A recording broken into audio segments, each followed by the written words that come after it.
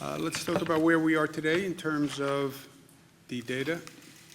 Total hospitalizations ticked down again.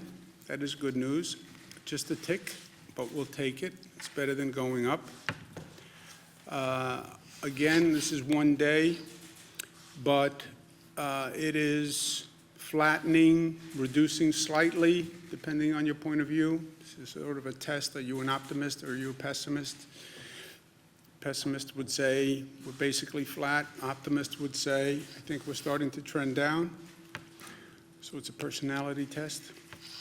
Net change in total hospitalizations is undeniably on the decline.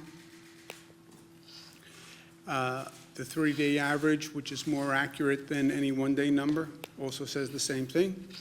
The ICU admissions is down. That's not that telling to me because, as I said, the entire hospital is now basically an ICU ward. But the number of intubations is down, and that is very good news because intubations 80% of the time wind up in a person not recovering. So that's really good news. The reality and the counter-narrative, counter-fact, number of new cases that walked in the door, COVID cases, walked in the door of a hospital, is still about 2,000 per day. And that is still very high. So that, yes, fewer people in the hospital, fewer people being intubated, but still 2,000 people walking in the door. And if you notice, it's hovered about the same rate for several weeks. It peaked, but 2,000, that's a very high number.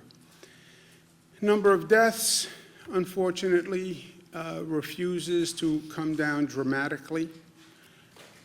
630, that is still breathtaking in its pain and grief and tragedy, and basically flat again, like many of the other numbers. Just in terms of overall context, where are we? Where are we going? Everybody wants to ask that question every day, and I understand that. We have to get to tomorrow. What is the final conclusion of this ugly chapter? I still believe it's when we have a vaccine, when people know that this virus is totally controlled.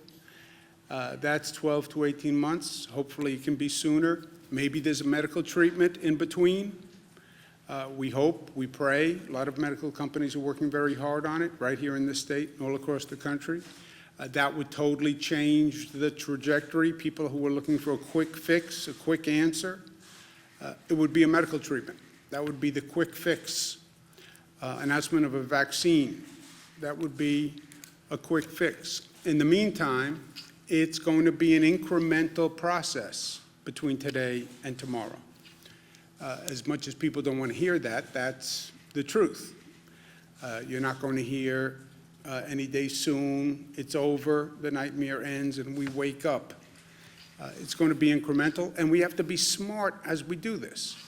Do no harm, control the rate of infection as we go through this.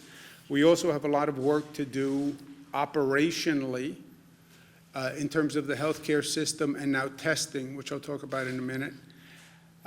The testing tracing is the guideposts through this, right? As we're working our way over the next several months, the testing, which is informing us as to who can go back to work, helping us isolate people, it's about testing. And testing is a totally new challenge. Nobody has done this on what we need to do on testing. And then phasing the ramp up of the economy to the new normal as we do this. Again, in terms of perspective, I think of it this way. Our whole response thus far basically has been a response to a crisis, right? And as the numbers start to come down and as people start to take a deep breath and people start to feel we can control the beast, which we can, and they take comfort in the fact that we can control the beast, which I do. I was afraid this thing was uncontrollable and that despite everything we did, the numbers were going to continue to go through the roof. And by the way, nobody could tell you otherwise. But we proved we can control the beast. We can reduce the rate of infection. We did that by our response to the crisis. Credit to all New Yorkers, all Americans. They flattened the curve. Nobody else, no government agency, no public health expert.